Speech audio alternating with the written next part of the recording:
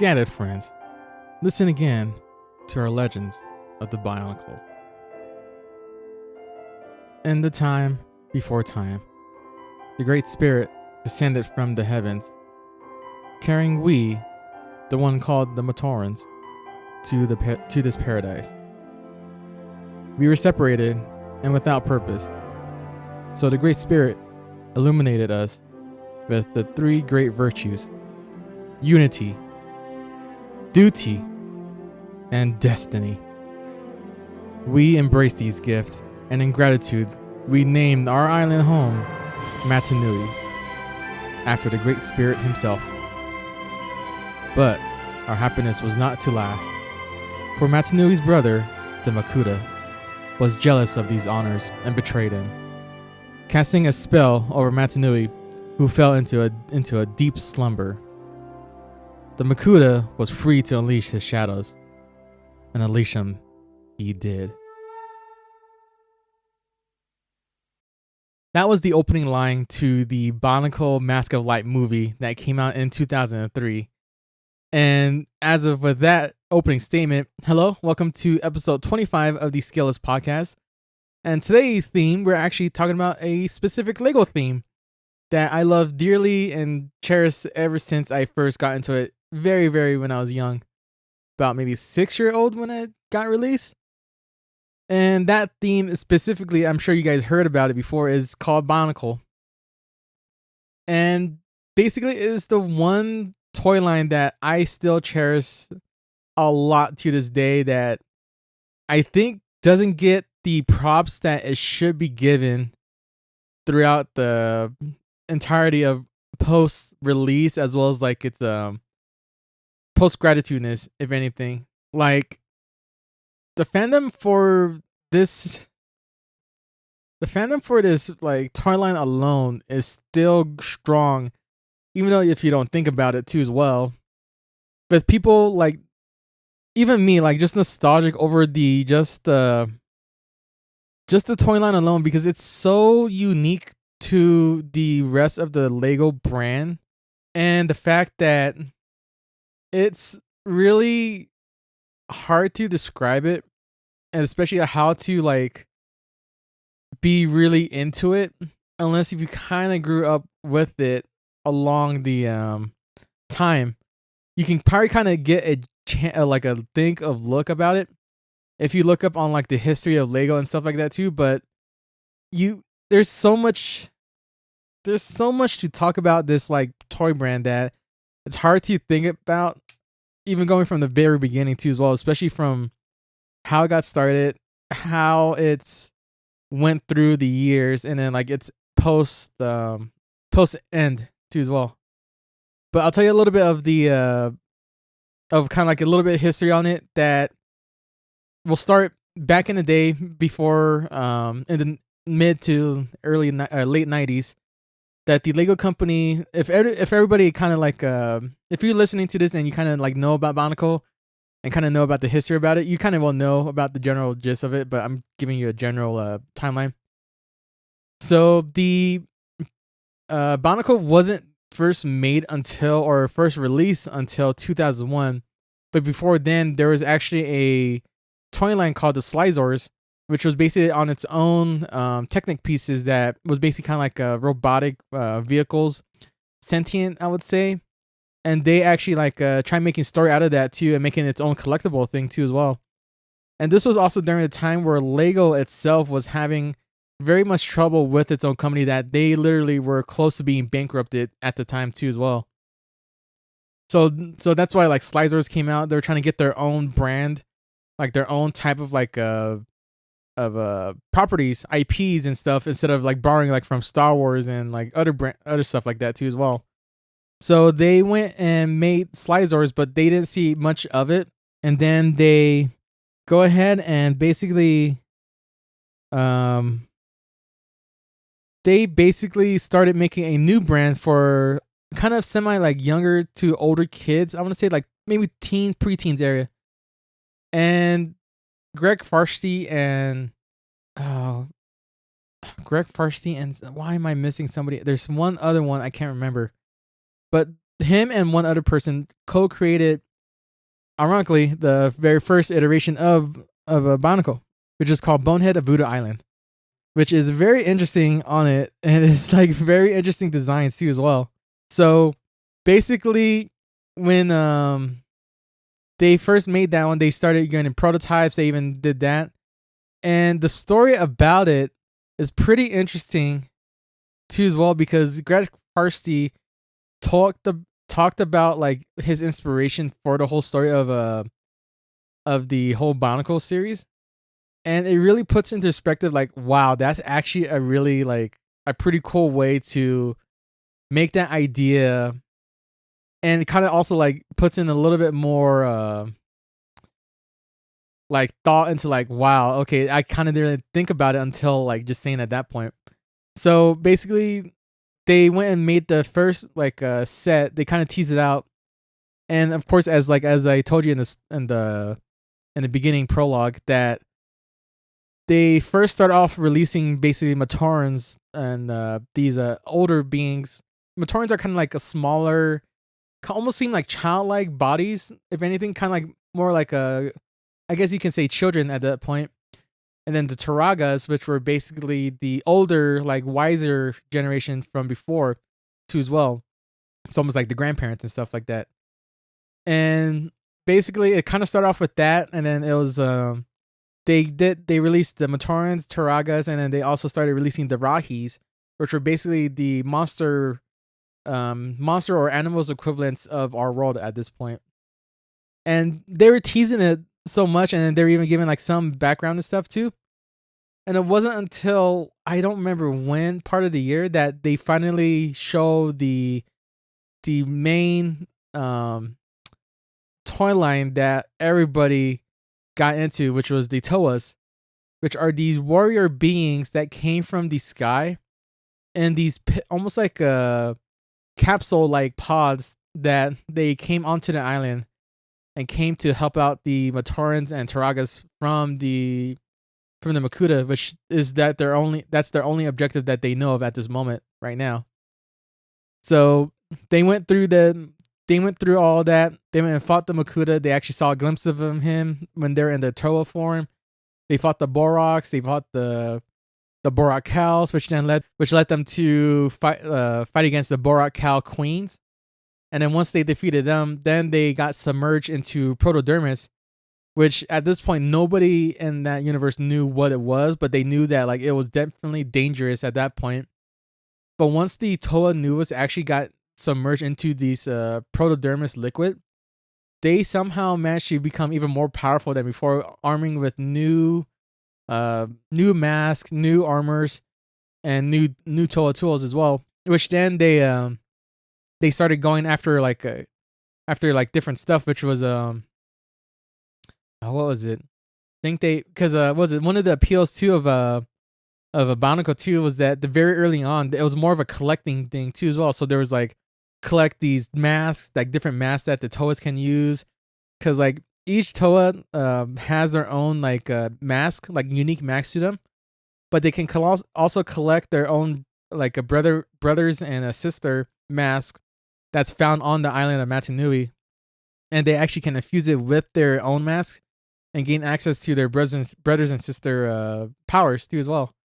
So like Toa Tahu, which was the main fire red Bionicle Toa, he is more like, as I said, he's the Toa of fire, and he basically has the power of shielding. I want to say there's Toa Liwa, which is the power of air, and basically he has the not speed.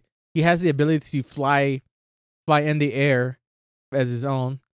There's also Toa Anua, which was the power of earth, and he has more of a what was his power? It was power of earth. I think it was strength, if I remember correctly. I think it was the power of strength is what he had. Then there's Toa Pahatu, which he was the Anua was the black Toa, and the Liwa was the green Toa, and Toa Pahatu was the brown Toa, which he is the power of speed, and Toa Power to was it Tower Toa Earth and Toa of Stone? As I'm trying to remember, because somehow those two like are kind of like almost like similarly at the same thing, but like different too as well. Because the Stone tribes or the the Stone towns are more up on I'll get to that later, and then the final one, which was the second to last one is gonna be Toa Gali, which is the power Toa of water, and hers is of course is breathing underwater, able to breathe underwater, and basically is the blue one. The last one is my favorite though too as well, is Toa Kapaka, and he is the Toa of ice, and his was the manipulation of weather. No, it has to be something with foresight, I think, because it has to do with his like almost like monocle eye, if anything. I can't remember specifically what it was. But anyway, yeah, so those are the 6 Toas that came onto the island of Matanui, and basically had to fight and their one objective was to awaken Matanui and free him from the clutches of Makuta, which is Makuta is the brother of Matanui himself. And the way they introduced Makuta was basically just like almost like Voldemort in Harry Potter, where you only hear him by name. You don't get to see him at this point. And basically, it wasn't until the Flash games for the Matanui online game where you literally this is how old it is. It's like Flash games where like you can't even get it because Adobe Flash has been shut down. But what the fuck was that? They basically tell these stories more through like the Flash games and books and comics that they had at the time too, as well, to flesh out more of the story of the Bionicle. And this always been happening like over the time that it has since the very from the first generation to the second one. But once they in the second or no, it was the second one I think with Holly that just basically they found out, they kind of at least seen the presence of the Makuta, and he basically looked like just a general Matoran, but then gets immediately like kind of started monologuing to them, and basically got swept up by a bunch of Bionicle parts and started fighting against them. And the way his amalgamation of it, like it's like almost like a faceless entity at this point, and it's like creepy because it's literally he gets the Matoran body that's being possessed by a Makuta gets swallowed up by its tendrils, and literally you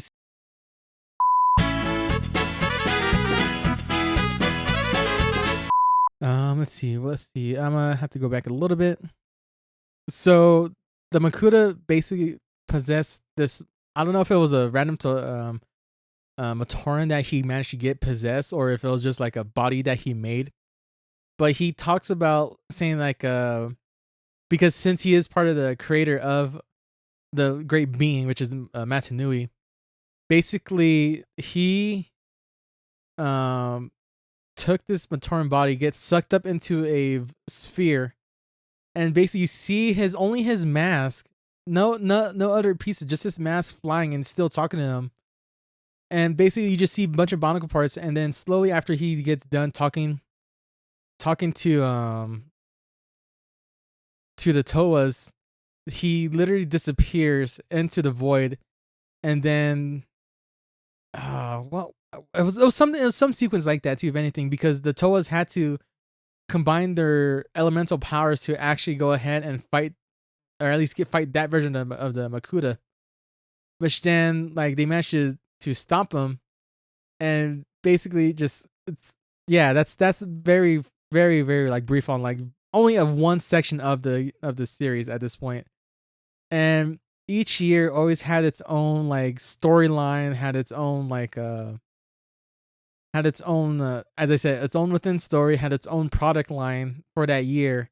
And each one is almost like really unique to what it was, which is kind of crazy to think, especially with how much story they crammed to within basically like 7 to almost 8 years of it being told, and even then there was still like a little bit after that. Like I think like the Bionicle.com hasn't been shut down since until like 2010 when it finally got like whenever you put in Bionicle.com, it redirected to Lego.com, and it which is Lego.com is or Bionicle.com was pretty cool, especially the early years. If you ever get a chance to go on the Wayback Machine, like check out like early 2001. Just check out every year of the freaking Bionicle.com. Like it's so crazy to see how nostalgic it feels for me to see it. And it's just like really cool at this, like just seeing like each year is different to the previous one. But yeah, like it's basically you can separate each part of the Bionicle story into its own certain arc. So the first arc was basically the Rahi Toa's arrival at this point, Rahi saga. Then it leads into the Borax saga, which they had to fight swarms of Borax, and also before that it was the Rahi's revival of the Toas, the quest for the golden mask where they had to find each of their masks, as I told you before.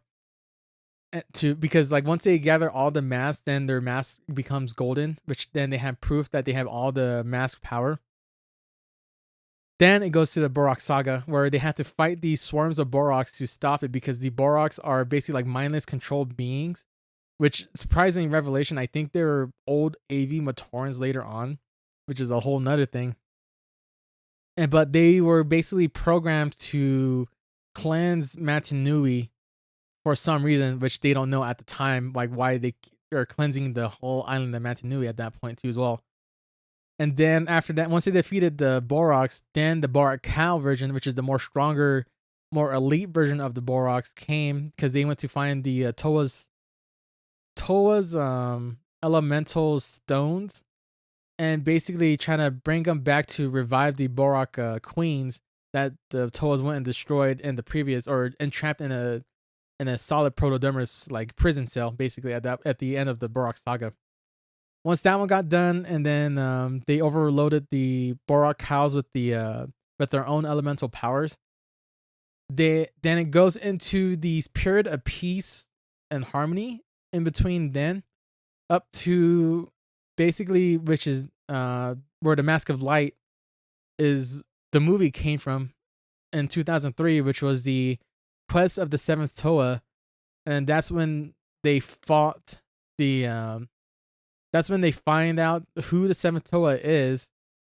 And basically once the seventh Toa was revealed and basically like chosen for, finally he found his destiny to be the seventh Toa and finally got his new body, he went and fought the Makuta, and then basically tried to fight him and win the battle. But basically he gave this is one thing that I thought was pretty genius that I didn't think about until, like, I don't know, years later or even until right now, that basically Makuta says like he put him down, put him to a deep slumber because he says that his brother is in pain, and basically like sleep will help ease his pain and he's there to protect him from it, which even the Toa Takanuva was confused, which is the seventh Toa, the Toa of Light. He was like very confused, like why protect, like you're not the one protecting, we're trying to wake him to give him alive. And basically they fought the battle, and then as there's two different like versions of it, which I think the 2003 version is the movie version, is the more canon of the Bionicle game version. Because in the Bionicle game version, you fight him and you fight the Makuta, and then like basically like Takanuva decided, like after the weakened Makuta decided to like take off his mask and says like light and darkness needs to be brought together, and basically took off his mask and placed it on the Makuta, and he basically the mask forms around him and it fuses both him and Takanuva into basically the combination of Toa of light and darkness, and to open up the will of Matanui up again. And that it's a little bit more like kind of like a, I don't know, it's kind of seems strange if anything, but at least because it didn't seem like Makuta still had like any fight left and just accepted it at that point. But in the movie version, basically he like Makuta was still fighting resistance against him, and then literally Takanuva went and pulled his staff away, and basically went and like tried to pull his mask off to see what's behind that mask, as he said. And they both and Makuta was trying to like push him off and move him out of the way while thrashing around. And next you know, they both fall into the liquid protodermis that was in the middle of the battlefield. And basically at that point, they didn't know that everybody that was there to witness what was going on. They didn't know what was going on, and slowly they see a hand comes out, and they see the formation combination of both of Takanuva and Makuta into one being at this point. And basically he went, and you can tell that this form seemed like it was basically unstable because they want to open up the will of Matanui, or the gate to the more inner depth of Matanui. And when he was like opening it up, you can tell that he was kind of getting weak when he was telling everybody to like get through the gates, make sure that everybody can get through and leave no one behind. And also then Holly, she was holding Jala's mask, which was Takanuva's friend, which his previous form as a Matoran was Takua. And basically, like the reason why Takanuva knew it was his, or Takua knew it was his destiny, because they went on this whole like it was both Jala and Takua that was searching for the seventh Toa, finding out who it was, and they only went to Kininui, which was the main like I would say I guess religious like or like forefront space of the island of Matanui, and which is the main central part of the island. And basically one of the Rakshis, which was these serpent like enemies that they also had to fend off, that the Toa Matas had to fend off. And what happened was that like one of the Rakshis, the red one, he uses his power staff of fear to make Takua fear what he really felt like afraid of, to frozen stiff on him, so then he can attack him at that point.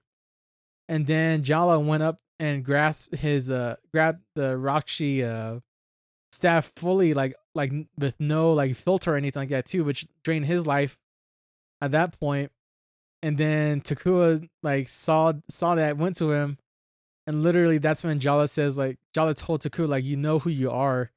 And that's when Takua finally realized that he was the seventh Toa, grabbed the mask, the seventh Toa mask, and puts it on and becomes Takanuva himself.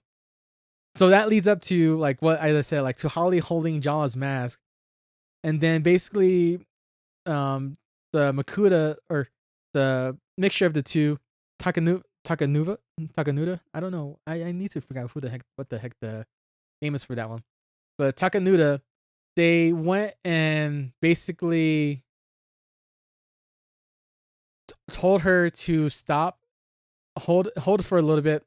That mask needs light.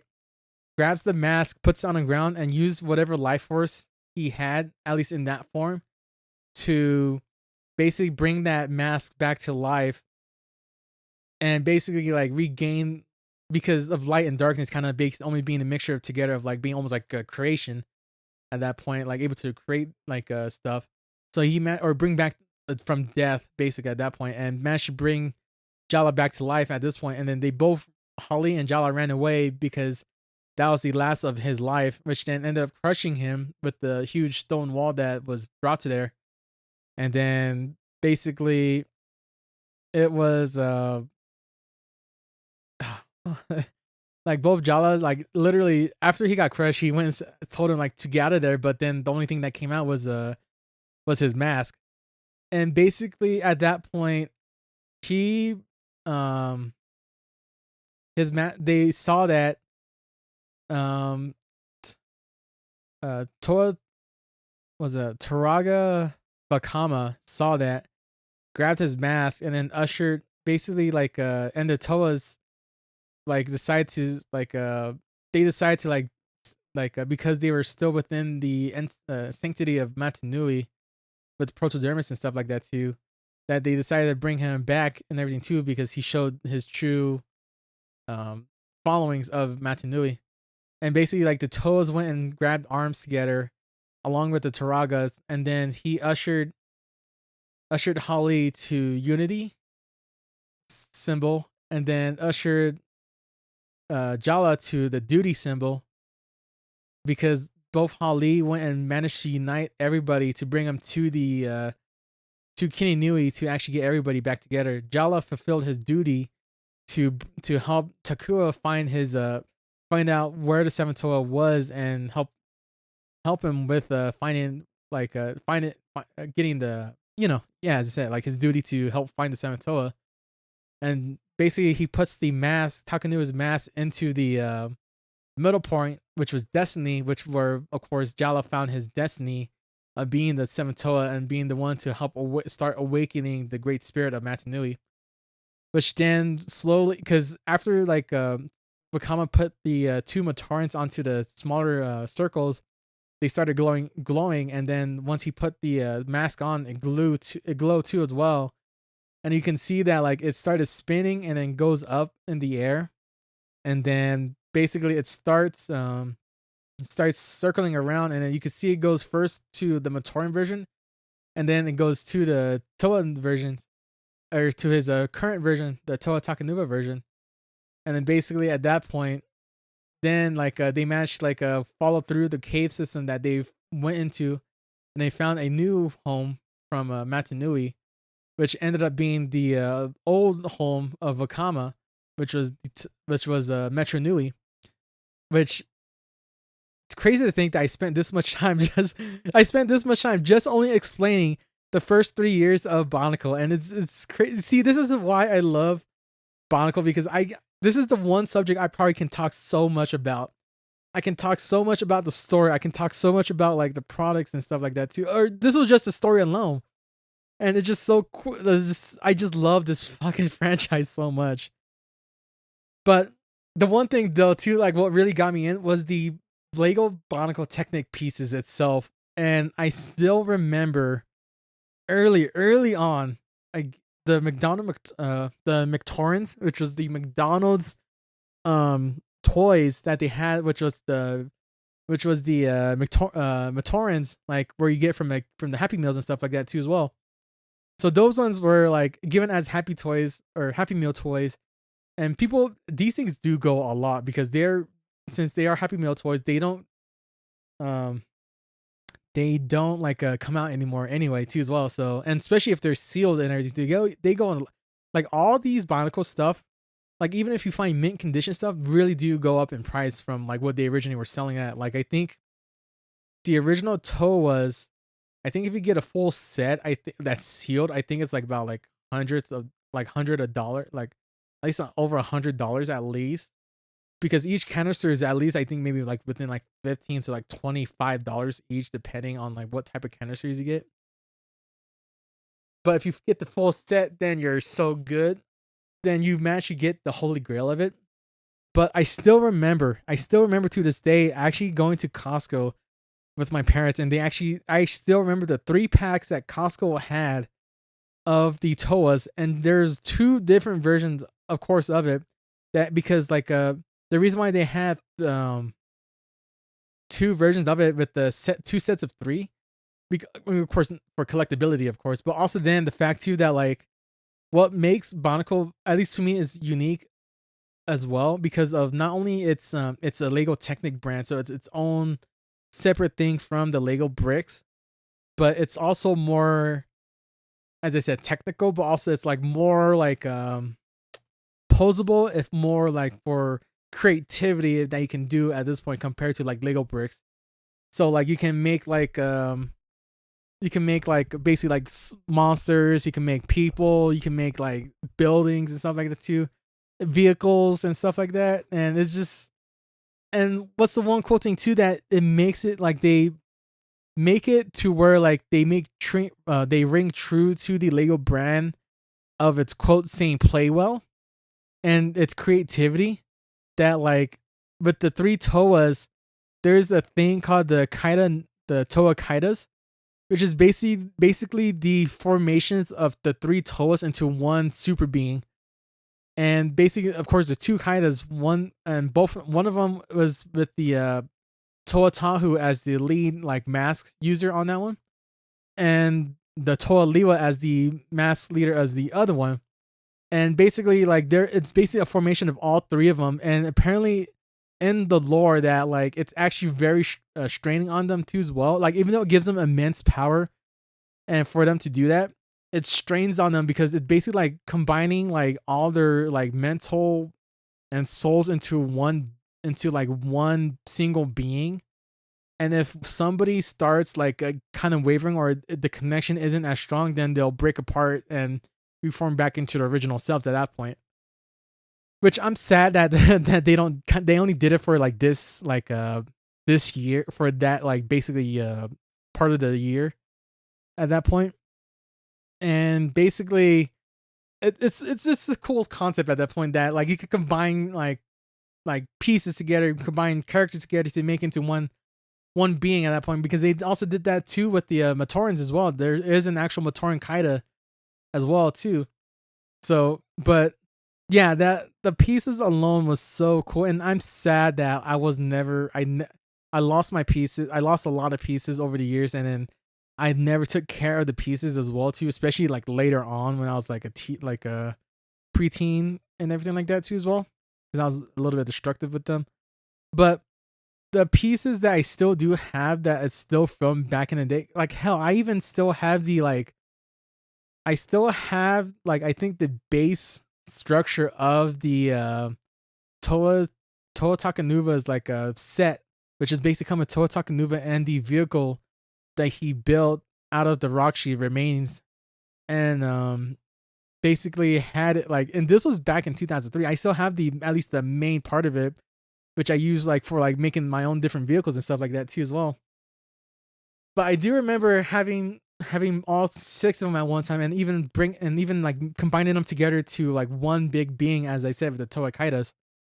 But sadly, I do remember losing them too as well, because I did bring them to the library at one point, and basically the library, like they had story time at there, because I was big into going to the libraries when I was younger, and I don't do it as often now, but I do like the library though. It's the one thing I really do. That's where I found my love of books. I found CDs, and then I watch a lot of movies too as well, because you can borrow them. But at the time, I brought my Toa Kaidas for my Bionicles at story time, and then basically I must have left them, because at one point I didn't have them at home, and then the next time we went there, it wasn't there at all either. So I basically lost them to like somebody must have picked them up and everything like that, because I left them at that point, which I was really devastated, because those are really cool. Like, and if I had them, I literally would cherish them so much too as well. So, but those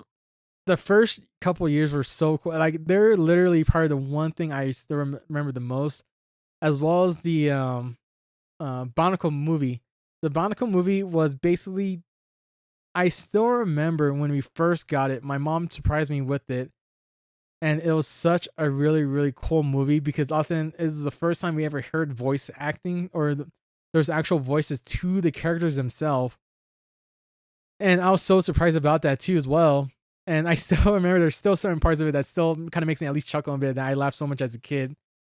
But just seeing the movie alone was so cool, especially because this was such a like a toy brand that I grew up just no, I didn't grow up, but like for the past like 2 years I've been so into. And basically I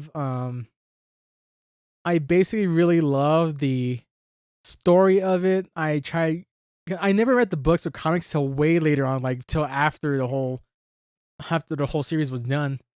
And basically like I managed to try to find out bits and pieces of it, and then basically like trying to hopefully get some Bionicle pieces like over the time. But because of course my parents sadly wasn't able to get me much, because they were kind of bit expensive at the time too as well, or they're reasonably priced, like especially if you compare it to like nowadays. Like I still remember when some of the older sets, like the Toa sets, were basically like $8.99 a, like basically a canister, which was cheap. But of course, like my parents had to do with their own things. They had to provide for us and stuff like that too. But whenever the chance they do, at least kind of surprise me with it too, I'm always so happy about it. And that's why like all the parts that I have right now, like those are all the ones I collected over the years. I have over the years that are personally mine alone. And I'm still wanting to go find like buy more parts because I'm wanting to just play with them more if anything, or like just to like build more stuff too as well. Because the one other thing that also got me like big into it too was or well, I want to say that was thought was pretty cool, especially like back like in the early YouTube years was Bionicle stop motions. And this was like, as I said, early YouTube years when I shouldn't be online, of course, but I snuck around and got my own YouTube account. We don't need to talk about that. But we there's like basically people that made like Bionicle stop motions that I was so interested that even I tried to make my own too as well in high school. And apparently I was pretty good about it at it, better than some of the other ones, because I kind of already had a early grasp on like stop motion, how it works and stuff like that too. Because I watched so many like Bionicle like stop motion balls, and then I watched like behind the scenes on so many stuff too as well. And basically like I wanted to make my own like stop motion stuff, and I still want to make my own stop like Bionicle stop motions with its own like story and stuff like that too as well. And it's the one thing I really like thought was so cool that you can, because I'll post the link on the earliest one that I'm still, and I'm happy at the time that I managed to do it, and like I put so much time and effort into it. But boy, man, just looking at it again, it still is like fuck, dude. I know it's my very first like made personal video I made by myself alone, but it still is like that very early, very rough like techniques that I wish I want to do myself justice on, like how I do stop motion now as well too. So it's the one thing I really want to, the reason why I want to buy more Bionicle parts and replacements too as well, so I can start making stop motion again. So, but another big thing that also got me into that also like I was really into as Bionicle was the Bionicle the game on the PC, which was also released on the consoles like Xbox, PlayStation. I don't know if it was released on GameCube, but that game alone started off the other ones too as well, because previously they also had the Game Boy games, which I managed to play on the emulators and stuff like that too. And but Bionicle the PC game, or Bionicle the game, was part of the one big foray of like an actual like big game kind of thing. And right now it's a bit dated. It's a bit easier. I haven't played it in a while. I want to play. I might put a video on it and stuff like that too as well. But you can tell it was made for kids and kind of easy on it too as well. Although I thought there were certain parts that was pretty hard though too as well. Like at least when I was playing it too. So, but overall, it's such a good game that it basically captured like trying to be a Toa fighting against these monsters and helping the Matorans and Taragas out. And it's a really cool, and it's just so cool like just listening to the music as well as the like playing on it too is cool too as well. Which brings another thing too that like and the cutscenes were also pretty cool, even though it was short and simple. It still was pretty cool, and it's just such a really like, it's an interesting game to like watch and then play as well too. And it's of course like it kind of takes the it's basically also crams in the very early years of Bionicle, like based almost like 3 to 4 years of Bionicle all into, well, 3 years Bionicle, because it released the same time as the before the Bionicle movie. It crammed in 3 years of story and content, simplified it to hell, and basically crammed it all into one game, which you can tell that it was very forcefully into it at that point, because you have enemies from early on, like you're fighting against Rahis, and you're fighting against Borogs, you're fighting against the Rakshis, and then you have like two different versions of like only two Toas that are playing as their Toa Mata form. This is the first form, and then the rest of the Toas are playing in their Toa Nuva forms, which is the second forms, which is the one with their metallic body armors and stuff like that. So basically, Yeah, that is a very simplified like Bionicle game, but you can tell that like it was made for kids at that point. And as for me, of course, I love the game. I even bought it when I saw it at our local retro shop, which was what's that shop called? It's by my old workplace, but it's a retro shop. I saw the Xbox version of Bionicle the game, and then I literally went and bought it. And I have it on my shelf right now next to the other game, which I'll talk in another episode, which was Bionicle Heroes. Because I guess this one is more focused on the first year of the Bionicle at this point, and just my experience with it too. Because also I do kind of remember too as well. Tanami on its own do have its own um had its own collabs with Bionicle, and as I said, like if you look at the first 3 years of nothing but products alone, there's so many Bionicles related stuff, like from shoes, from toothbrushes to freaking watches, freaking like t-shirts and stuff like that. To that, like it's even I was astounded, like wow, they made these things, and like holy crap, that's an actual thing kind of thing. So it's just like because even the shoes like you can actually mix and match because they have like a mask on the shoes, the where the top part of your foot is, and you can actually swap out those masks for a different type of mask. You can mix and match them too as well. Of course, the collectability part of the Lego world. But um, another thing I want to say that's probably unique to the Bionicle games alone is also, or Bionicle, not even Bionicle games, but the music alone from the game, from the series. The music is very interesting. Like if you, it's like like it's if you listen to this track right that I probably am playing right now, it's like a mixture of like it's kind of like it's hard to say. It's kind of hard to really put perspective, but it's kind of like a natural, biological, mechanical music sounding thing. Music sounding like soundtrack. Like it feels unique that if you listen to it, you'll know exactly it's from this brand alone, or it's or like people that make new music that it's basically this.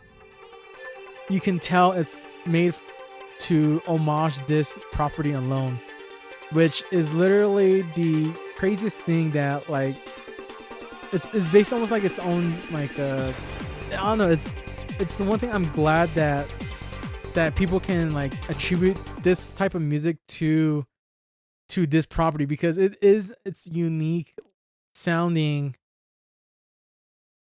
bass, I want to say at this point, like because you can tell, especially from the Bionicle game, from the movie itself to the freaking like online games to the commercials. That, oh my god, the commercials, that's one thing I almost overshot it, or almost like looked at this point, was the commercials. The commercials alone was so freaking cool, like from the freaking Toa Tahu, freaking the first Toa's like introductions, the freaking like Borok's introductions, like, and the freaking narrator too. Oh my god, the narrator is the one person that probably brings it all together, that they kept the same throughout the whole series at this point. That I think once I hear the narrator, especially with the Bionicle, like I told you, like long, like I don't know which podcast ago, that Shudder the Bionicle game, they had actually got the original narrator for Bionicle to actually introduce the trailer for the Bionicle game, that the fan made game that got shuttered sadly, which I'm fucking pissed about that. But still pissed. But the narrator was always kept the same for each Bionicle commercial at this point, from 2001 all the way to this very end in 2008. And it's just so freaking like nostalgic listening to his voices and him narrating immediately, like what's the like basically like not only he tells you the quick story synopsis or quick story of what you're seeing right now, as well as the like buy these toys kind of like thing, but it's like so like it's because it's the narrator tells the story while the video on the that's alongside with the narrator basically shows the product along with the computer like a CGI animated movie itself, along with the actual toys too as well. And it's such nostalgic feeling that if I play for when I play for you right now, it's such like you'll know like it's an actual Bionicle commercial, as well as like you can tell it's an early 2000s like commercial too as well. From great victories, mighty heroes arise. The Toa had repelled the Borok swarms and were forever transformed.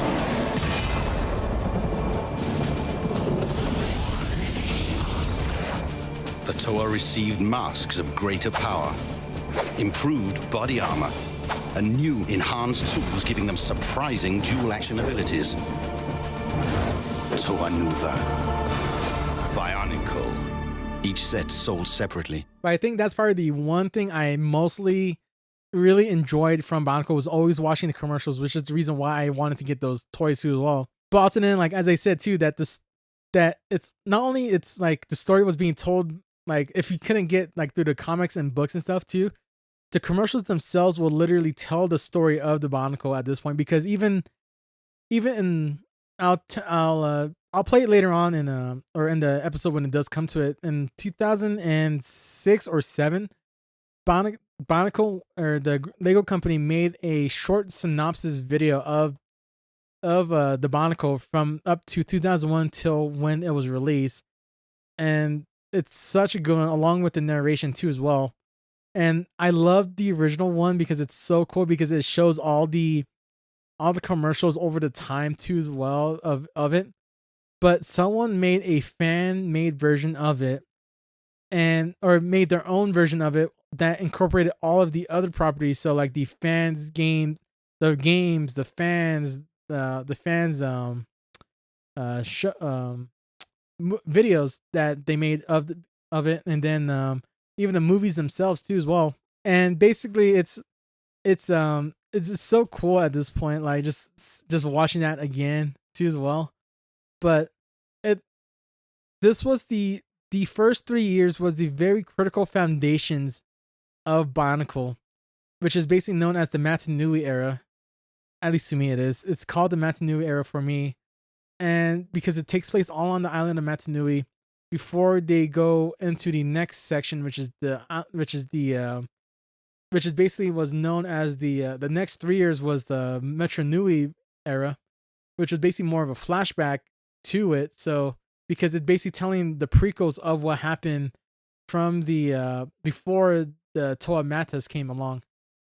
Because but at the end of the Bionicle movie, they've teased that there was actually Toas before the Toa's Mata came along, which then goes deeper into the lore of the Bionicles that's being shown at this moment right now too, at the moment of time of when it was coming out. And that one you're gonna have to wait till the next time at this point, because my voice is starting to get shot up, and I need to get this one edited out for this release because I'm actually going out of town. So I don't know if I might record another one tomorrow. We'll see at this point. It is 10/25 October. So basically I would be out, as I said before, I will be out of town. I'm already out of town actually. I'm actually in Disneyland probably right now. If not, probably waking up to Disneyland or going to getting ready to go to Disneyland. So you have that. By the time this one should be coming out, the Ren Fair video should be also out by now too as well. Hopefully. If not, then well, I'm an asshole for that. Sorry about that. But if it is, I'll put it in the description down below. And basically, for more house cleaning stuff too, I still haven't watched Tron Ares. I still want to do that. Halo came. They announced a new Halo campaign Evolved, which I think is really cool, and like it's exciting to see that. That's one thing I'm so excited for. Sorry for missing last week. I mean, technically there was an episode last week, which was the Raiders one.